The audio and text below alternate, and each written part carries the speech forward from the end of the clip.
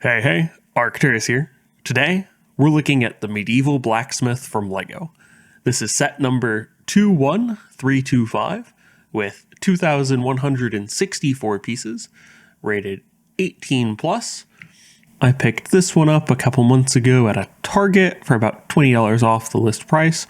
It's a nice little medieval set, would pair well with the Lion Knight's Castle in terms of aesthetics, or the 3-in-1 Lego medieval building set as well. Or it just sits really nice on its own. We'll take a closer look at the minifigures and then a look inside the house itself. The house disassembles, much like modular buildings do, where you can take the top off.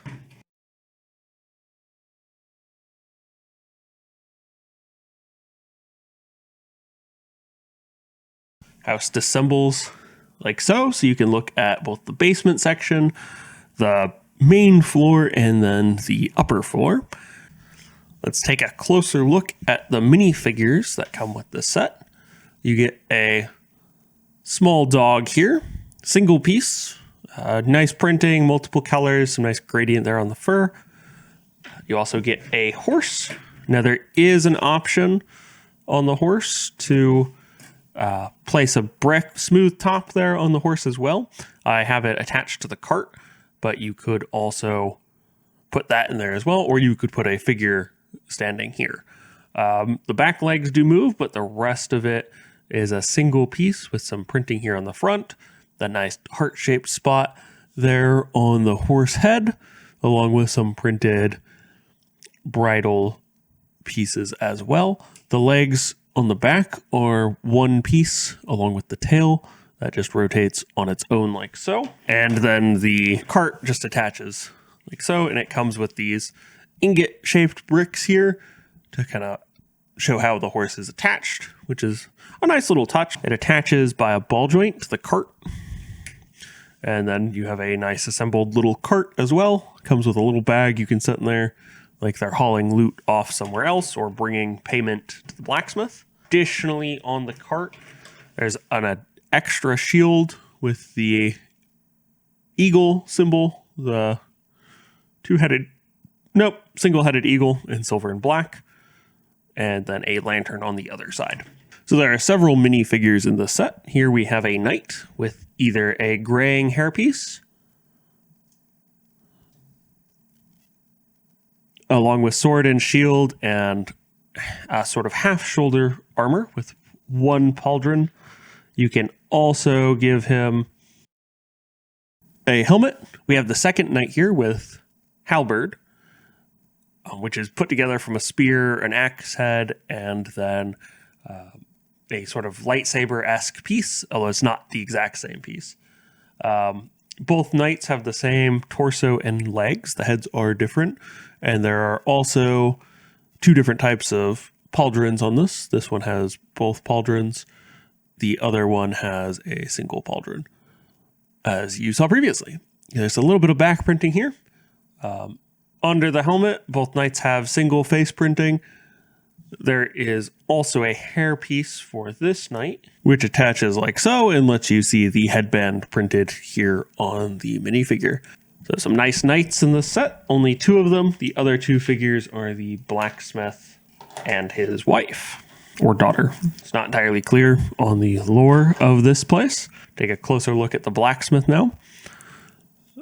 A beard piece and printed headpiece, as well as some overalls that extend down to the legs, which is a nice touch. And then I gave him the hammer as if he's smithing. Some printing here on the back. The blacksmith does have two-sided face printing. He has both a smiling face and then a more quizzical expression. But as most of his face is covered by the beard, you only really get to see the eyes on him. The final minifigure is dressed sort of kind of as a poacher, in my opinion. But this could be his wife or daughter, depending on how you want to play it. If you have the set, it's your set. You can play with it however you wish, actually. So it comes with a quiver and bow.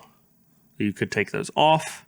Also has dual-sided face printing here with a sort of aiming focused expression for aiming the bow, and then a more normal smirking expression.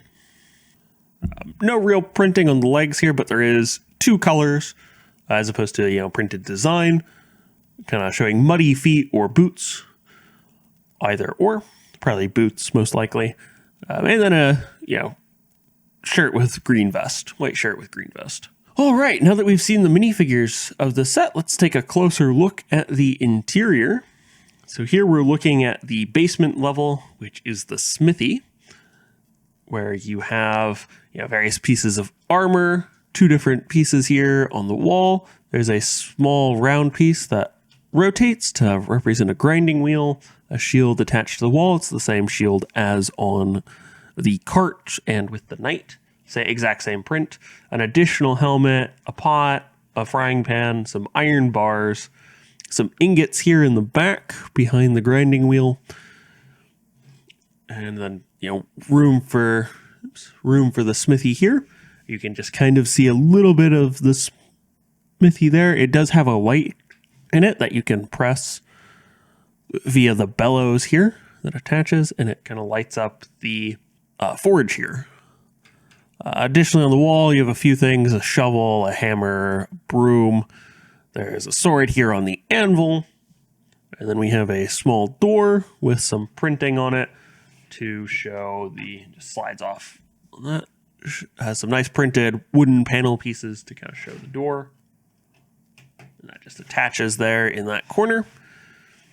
And then here in the front, we have the anvil, which is just assembled from several small bricks. It's nicely done. You could put a sword there if you want. There is a couple extra swords in this set. I've put one of them here. They often, in the pictures, they'll show them here in this bucket, but that's how I tend to lose things if they're just free floating. So I set them elsewhere. There's a small vegetable garden around the back side of the house. Lots of windows here on this basement level. These are all windows here. And then I should just pick this up. And then some more here on the back. Shows a little storage area with an alcove to slide in and out of if you wanted to cut through. And then it's log storage for timber, as well as a little well and an apple tree. On the back of the apple tree, there is a small toad and archery stand so that the ranger or poacher can practice their archery here around the back. And that the blacksmith can get some water here from the well. Some stairs going up to the second level here. So slide that off to the side now. Take a look at the second level here, or main level, which is a dining room. Some stairs still going up. Small kitchen area, another door very similar to the one on the ground floor. And some nice little torches or wall sconces with candles in them near the window here on the side. Another smaller window here, and then a sign for the smithy here in the front beneath this little alcove to cover the front of the smithy. And then some nice pillars here for the framing of the house. Not too much here. There's actually one little feature. There's actually a butter churn, not much room to wiggle it, but it does wiggle a little bit. And it is actually put together with a little piece. Just a nice little touch there. And that just sits right next to the stove. And on the stove, you have a pot and a kettle. It's just a nice little touch. It does have a little piece attached to the wall. Show the kettle. I had some difficulty getting that to connect, so it's actually disconnected at the moment. But it does have a little stud there on the table itself. In the back corner, under the stairs, there's a keg next to the seats by the table to fill their goblets with. Finally, we have the roof section and bedroom. So 2 different sides. Both of these roof pieces are attached just by pressure. There's no actual connecting bits that hold it in place. I find that I find that this side with the chimney does not detach as easily as the other side. As you can see, it just fell out. It holds much better in, probably because of the chimney and the window here. Just very simple pieces, just ball joints there. So it allows some rotation. Not that it really uses much in sitting in there, but nice. So a bearskin rug here, which when I was putting this together, I did not recognize that's what it was supposed to be. And then you see it from a little further away, and you no longer see it as single bricks. It's like, oh, I see exactly what it's supposed to be. In the back there's a fireplace to warm the room in winter or on cold nights. There's also a chest with a backpack in it for going off on adventures, a small little writing desk with a candle next to it, and a bed for sleeping in. I find that this side of the roof really does not want to come out without removing the window, which you can do. It just doesn't really go as well. I don't think it's supposed to be removed that way. And then you can also remove the chimney, but it's not like most of these modular buildings are, with a quick and easy detachment with the smooth top with a few studs. There's many more studs. So I get the feeling this side of the roof is not supposed to come off, but since I've already detached parts of it, 2 different sections with ball joints, and then just the roof tiles. The roof actually went together really nicely. I was very pleased with how it went. Just looks really good. Putting it together, I was a little unsure of how it would be, but it turned out quite nicely. There is a slight gap here, although it's hard to see on camera. You can see it a little better in person, I think. And a slight gap here on the top, but that's pretty common for this type of roofing with Lego. And the chimney just slides right back on. And there we have it. And then the chimneys just line up like so.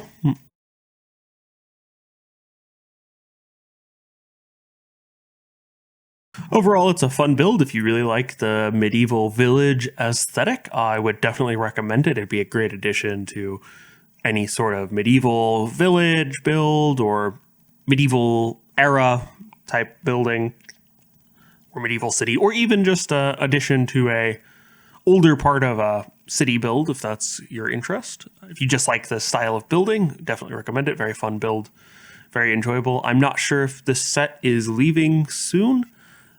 It's been listed as hard to find for a while, but with just having been Black Friday and coming up on the end of the year, the set may no longer be available going forward.